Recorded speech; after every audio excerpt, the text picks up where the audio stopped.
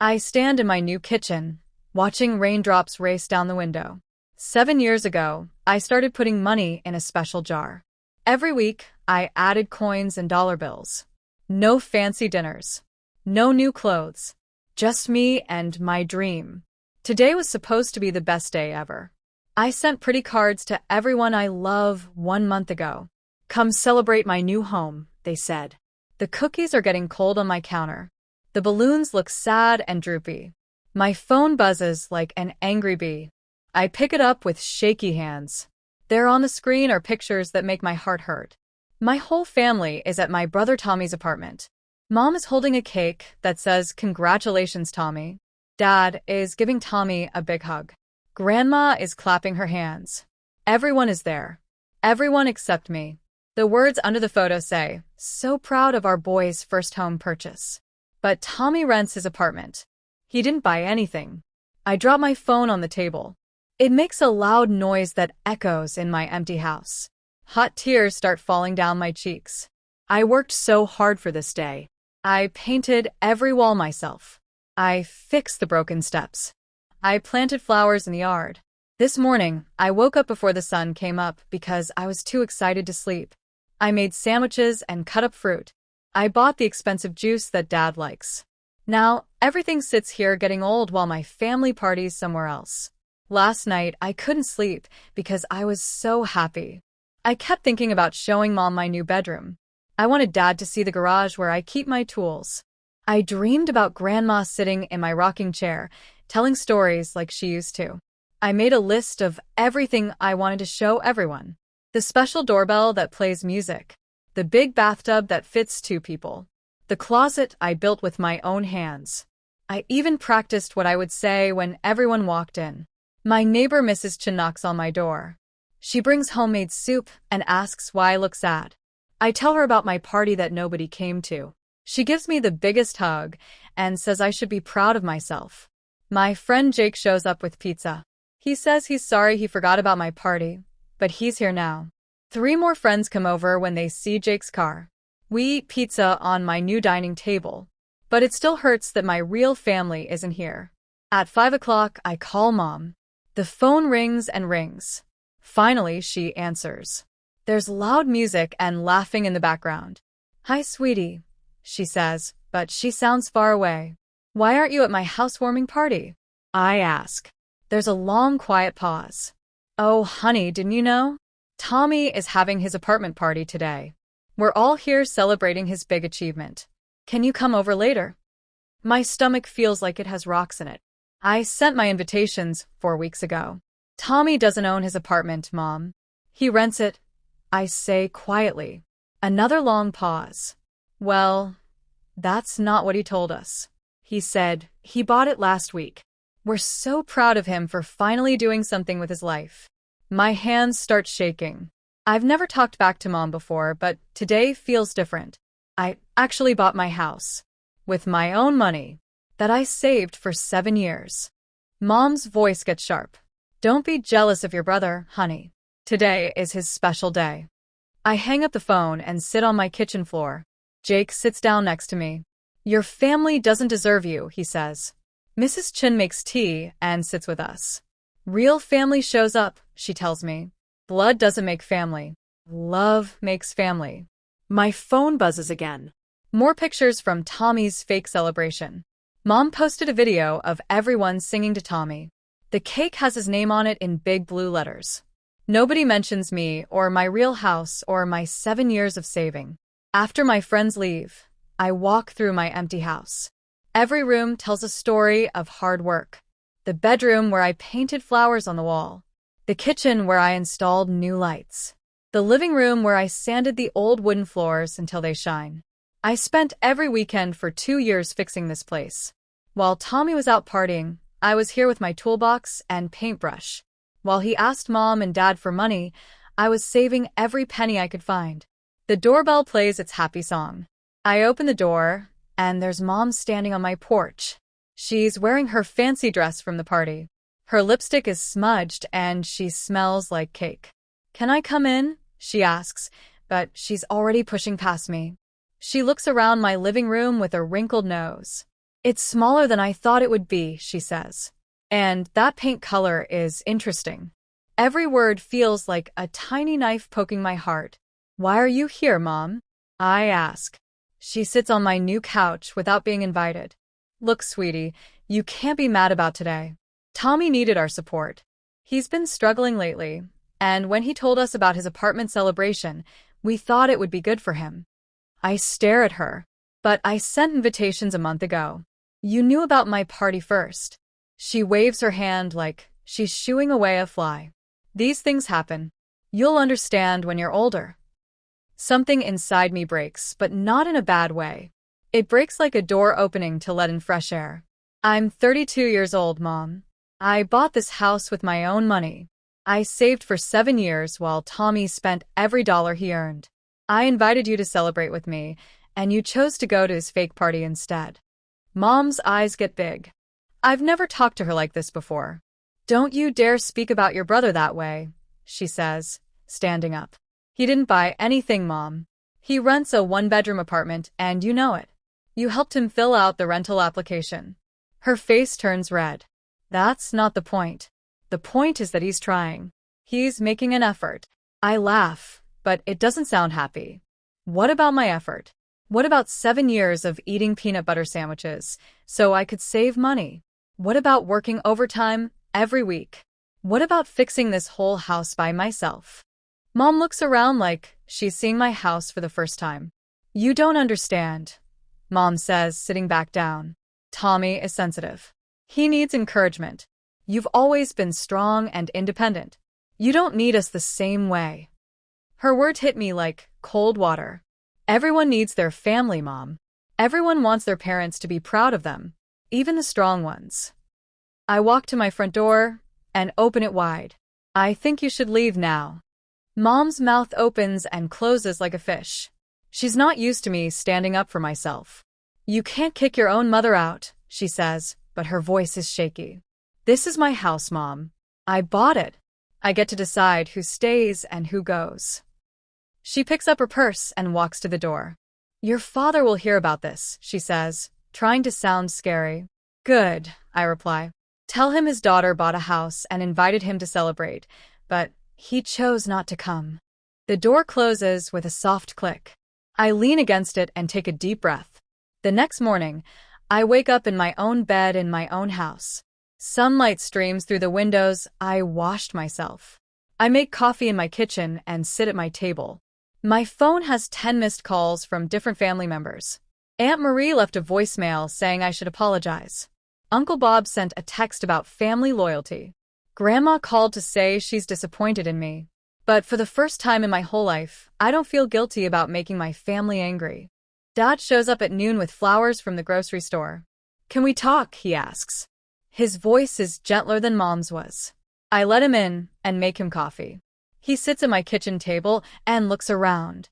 This is a beautiful home, he says. You did all this work yourself? I nod. Every bit of it. New floors, new paint, new everything.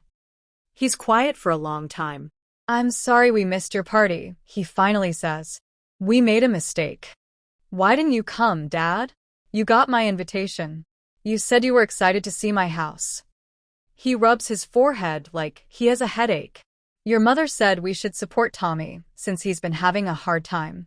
She said you would understand because you're so capable. I feel sad, but not angry anymore. I needed support too, Dad. Buying a house is scary. I wanted to share my happiness with you. His eyes look wet, like he might cry.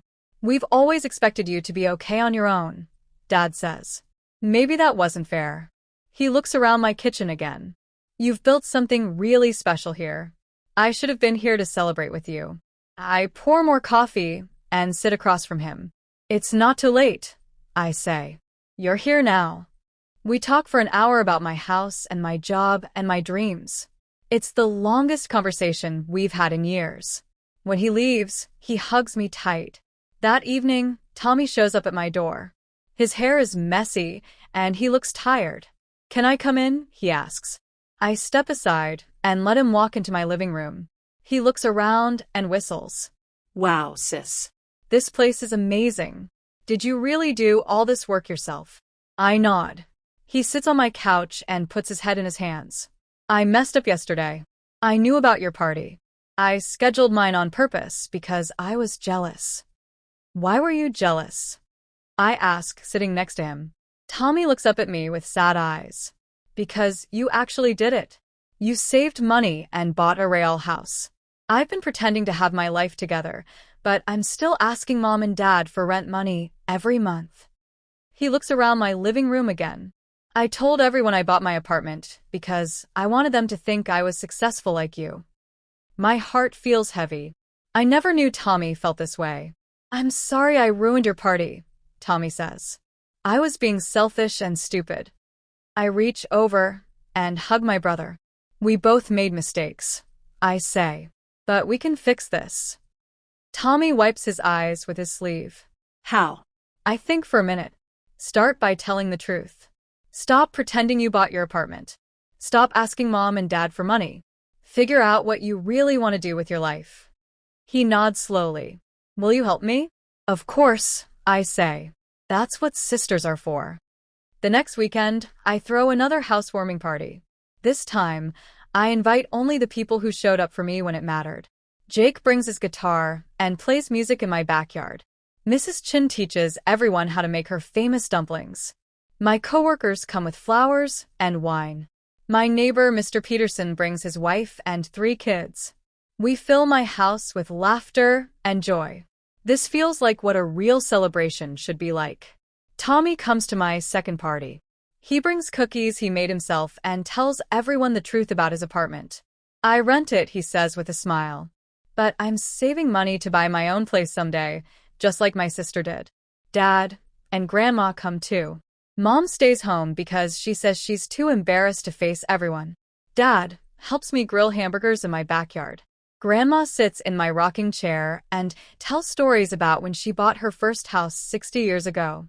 Later that night, after everyone goes home, I sit on my front porch steps. The street is quiet except for crickets singing their nighttime songs. My house glows with warm light from the windows. 7 years ago, this was just a dream. I used to drive by this house every day on my way to work, wishing it could be mine. Now it is. The mailbox has my name on it. The flowers in the yard grew from seeds I planted. Every board and nail belongs to me. My phone buzzes with a text from Jake. Thanks for the best party ever. Your house is amazing, and so are you. Mrs. Chin sends a photo of us all laughing in my kitchen. Tommy texts, love you, sis. Thanks for helping me be honest. Even Grandma figures out how to send a message. Proud of my granddaughter. Your house is beautiful. These messages warm my heart more than all of my family's Facebook posts ever could. I walk through my house one more time before bed. In my bathroom, I look at myself in the mirror I hung myself. My eyes are bright and happy. My smile is real. For the first time in my life, I feel proud of who I am. I don't need my mom's approval or my family's fake celebration. I have something better. I have a home I earned and friends who choose to be here. I have my own strength and my own dreams coming true. 6 months later, my house doesn't feel empty anymore. Jake comes over for dinner twice a week. Mrs. Chun and I have coffee every Sunday morning. My coworkers stop by to borrow tools or just to chat. Tommy visits regularly and always tells the truth about his life now. He's been saving money and taking classes at night school. I want to be like you, he tells me. Independent and honest. Dad calls every week to check on me. We talk about my garden and his job and the weather. Mom and I still don't talk much. She sends birthday cards and Christmas presents, but we don't have real conversations. Sometimes that makes me sad, but I've learned that I can't force people to love me the way I need to be loved. I can only control my own actions and choices. I choose to surround myself with people who celebrate my victories instead of ignoring them. I choose friends who show up when they say they will. I choose honesty over pretending everything is fine. My house has become a gathering place for people who need a safe spot to land. Jake brings his guitar for impromptu concerts. Mrs. Chin teaches cooking classes in my kitchen. Tommy comes here when he needs to talk through his problems. My coworkers know they can stop by if they need help with projects or just want company.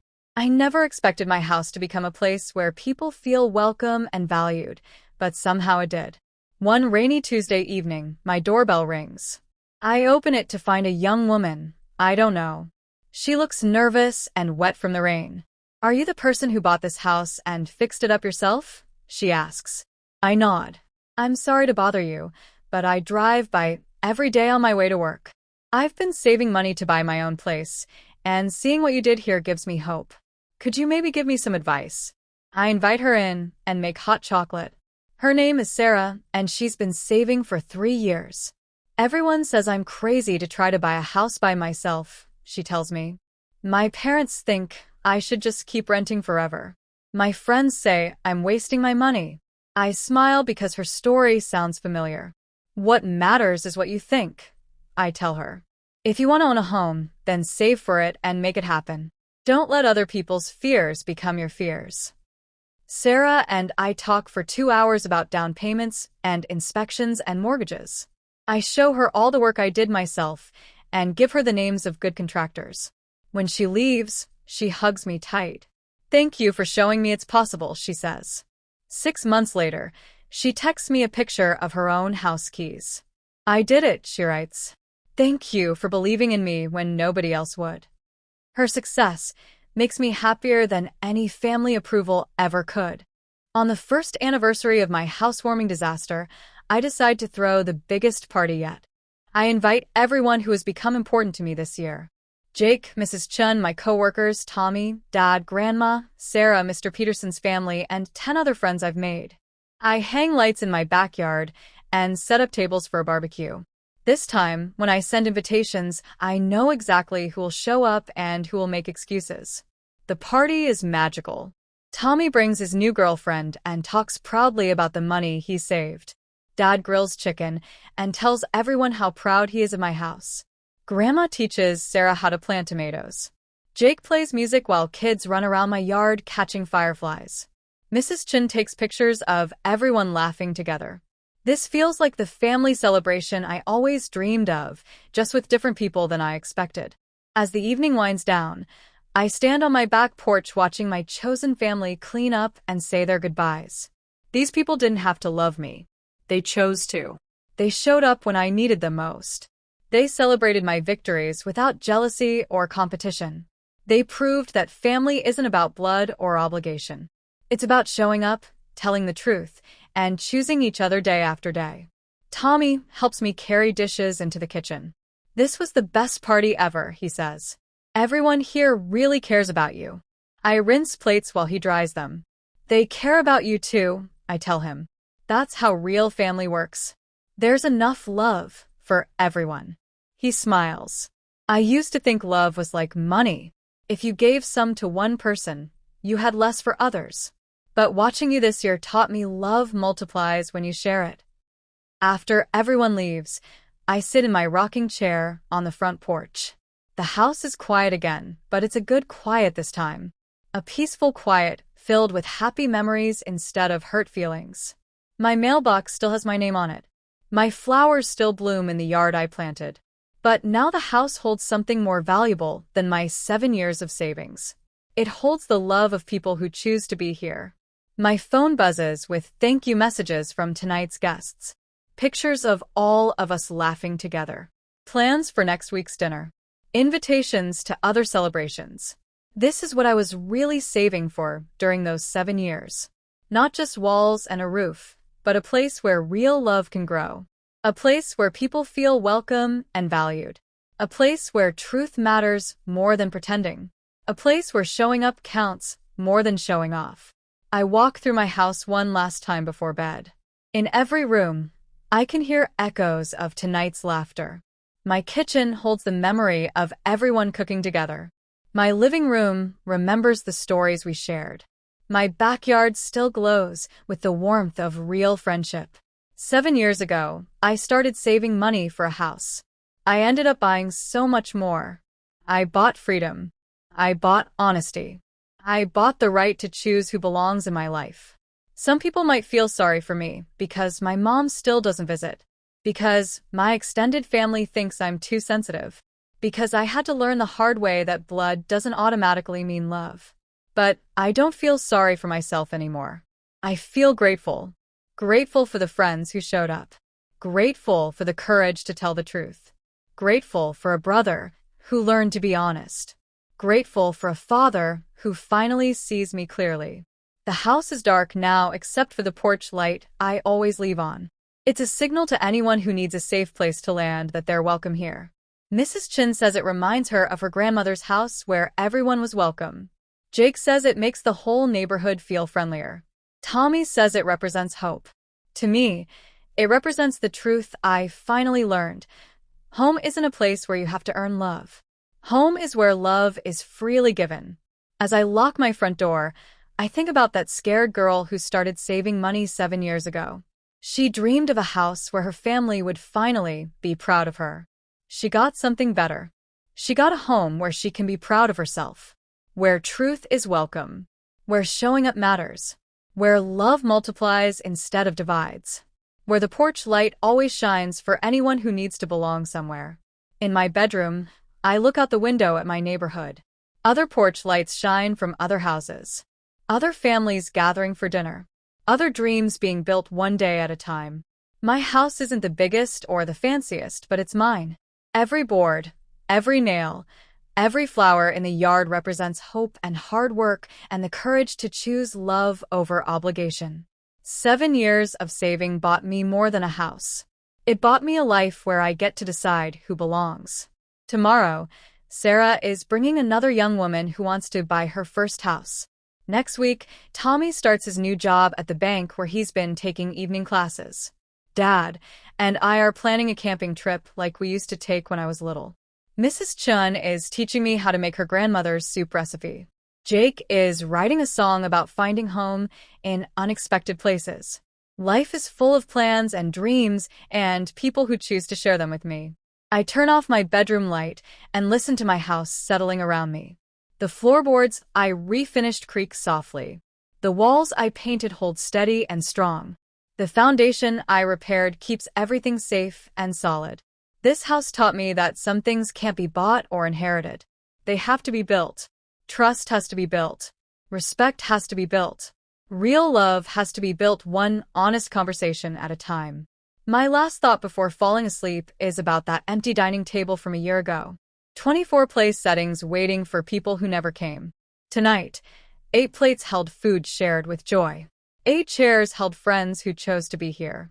8 conversations filled with truth and laughter and planning for tomorrow. Sometimes the smaller number is actually bigger. Sometimes less is more when it's real instead of pretend. The morning sun wakes me up by streaming through windows I washed myself. Another day in my house begins. Another chance to choose love over resentment. Another opportunity to show someone that they matter. Another day of building the life I dreamed of during 7 years of saving every penny. My coffee tastes better when I make it in my own kitchen. My garden looks prettier when I planted every flower myself. Mrs. Chun waves from her yard where she's watering her roses. Jake's car pulls into my driveway because he forgot his guitar last night. Tommy texts a picture of his savings account balance with a smiley face emoji. Dad calls to ask if I need help with any projects this weekend. My phone fills up with love instead of drama. My day starts with joy instead of worry. This is what home feels like when you build it with truth. At work, my desk has pictures of my house and my chosen family. My coworkers stop by to share their own stories of difficult relatives and chosen families. We've become a support system for each other. When someone needs help moving, we all show up. When someone gets promoted, we celebrate together. When someone feels sad, we listen without judgment.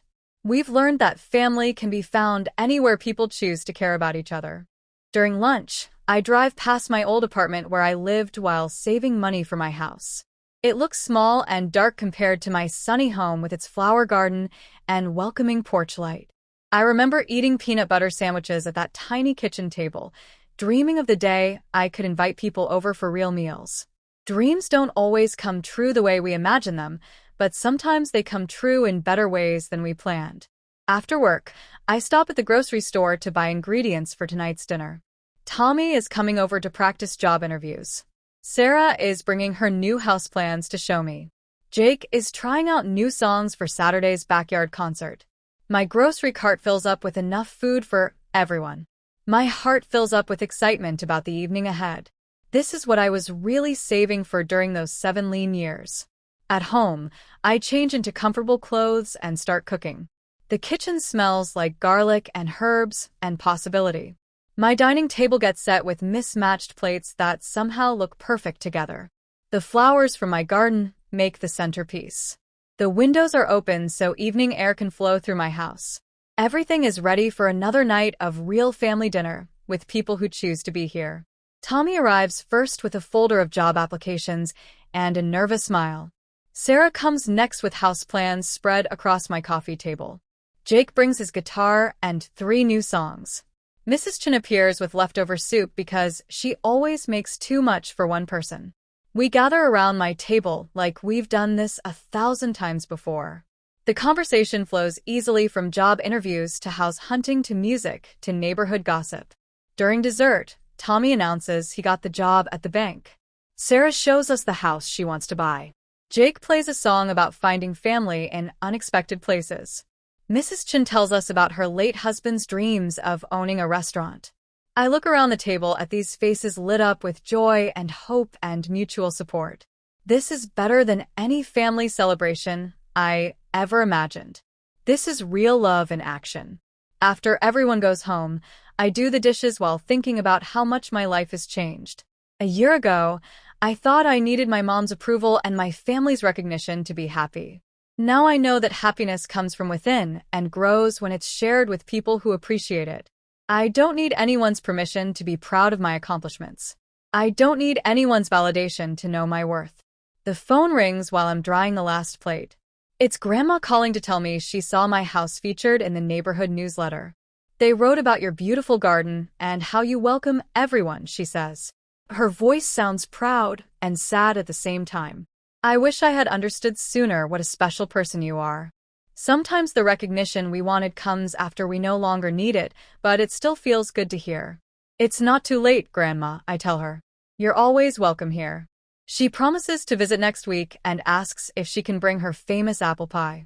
After we hang up, I sit on my front porch watching stars appear in the darkening sky.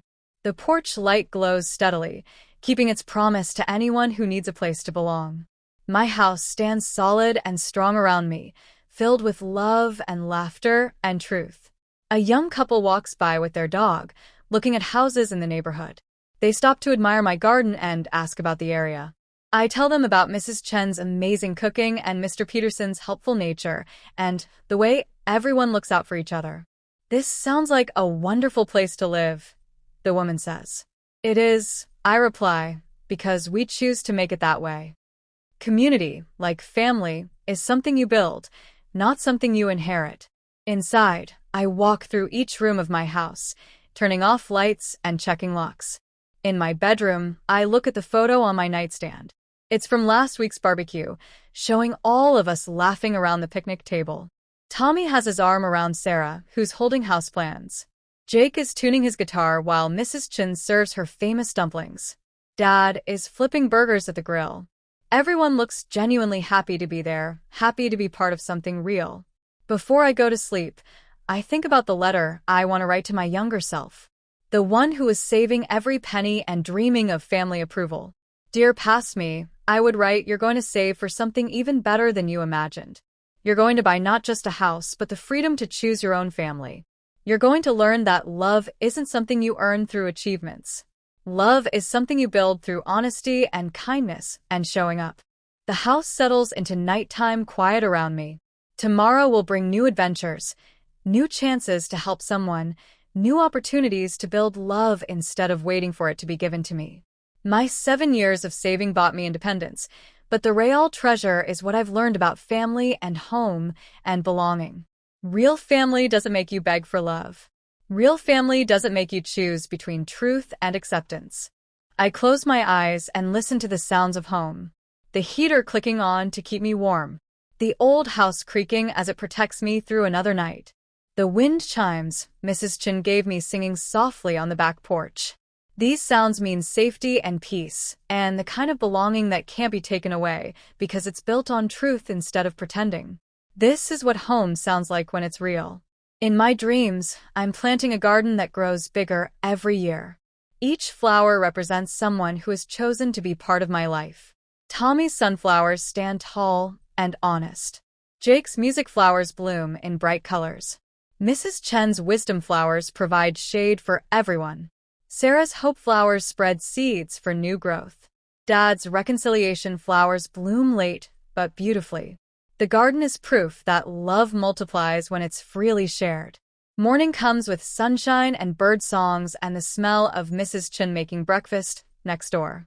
I wake up grateful for another day in my own house, surrounded by my chosen family. My coffee tastes better because I'm drinking it in freedom. My garden looks prettier because I planted it with joy instead of duty. My house feels more like home every day because it's filled with people who choose to love me as I am. Today marks exactly 1 year since I learned that real family shows up without being asked. Since I discovered that love given freely is worth more than love demanded. Since I found out that home is not a place where you have to earn belonging, but a place where belonging is offered as a gift.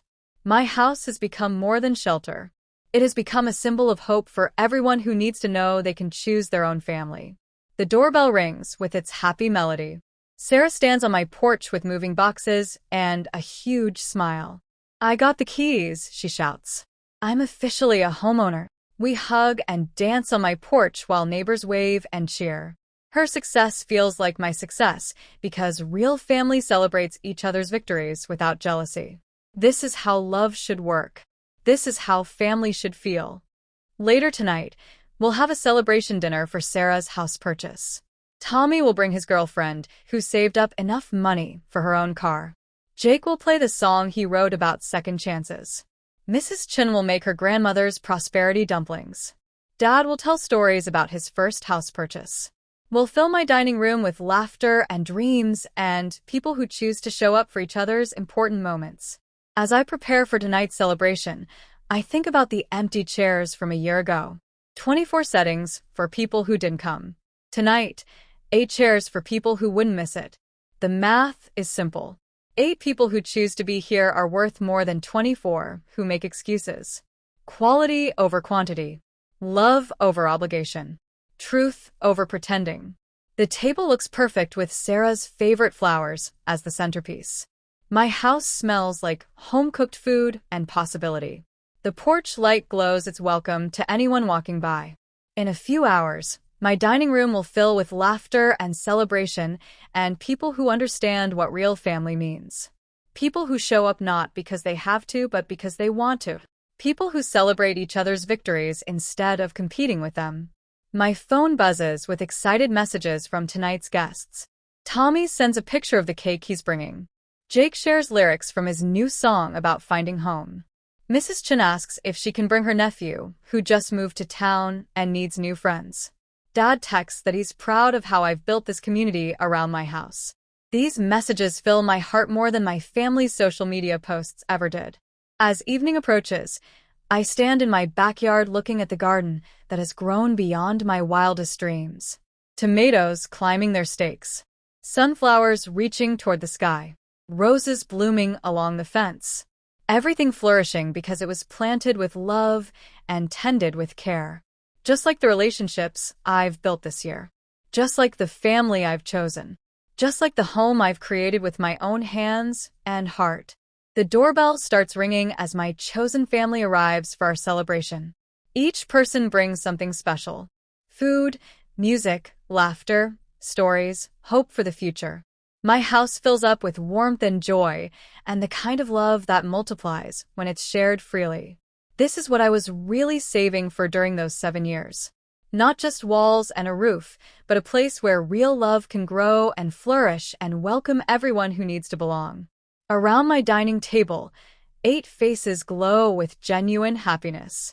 We raise our glasses to Sarah's new house, to Tommy's new job, to Jake's new song, to second chances and fresh starts, and the courage to choose love over fear. The conversation flows easily from dreams to memories to plans for tomorrow. No one feels left out. No one has to compete for attention. No one has to pretend to be someone they're not. After dinner, we move to the backyard where Jake plays his guitar under the stars. Sarah talks about her plans to paint her new bedroom yellow like sunshine.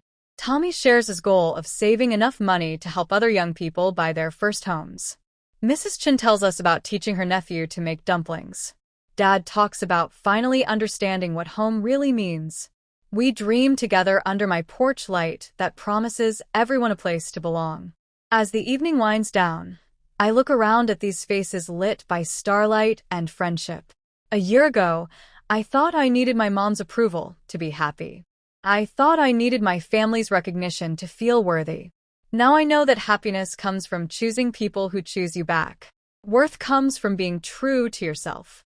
Home comes from opening your door and your heart to people who appreciate both. One by one, my chosen family says goodbye with promises to see each other soon. Tommy hugs me and whispers, "Thank you for teaching me what real family looks like." Sarah takes a picture of my porch light and says, "I'm going to put one just like this on my new house." Jake plays one last song about home being where love lives. Mrs. Chun presses leftover soup into everyone's hands because that's how grandmothers show love. Alone again in my quiet house, I walk through each room, turning off lights and locking doors. But this quiet feels different from the empty silence of a year ago. This quiet is full of love and laughter and memories that will last forever.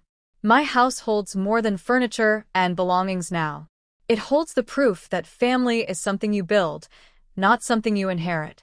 That love multiplies when you share it freely. In my bedroom, I look out at my neighborhood where other porch lights shine from other houses. Other families gathering for dinner.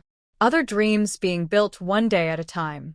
7 years of saving money bought me this house, but a lifetime of learning about love taught me how to make it a home. How to choose people who choose me back. How to build something real and lasting and beautiful. Tomorrow will bring new adventures and new chances to help someone find their way home. Tonight, I fall asleep in my own bed in my own house, surrounded by the love of people who showed up when it mattered most. This is what home feels like when it's built on truth instead of obligation. When it's filled with chosen family instead of expected family. When love is given freely instead of earned through perfection. This is home.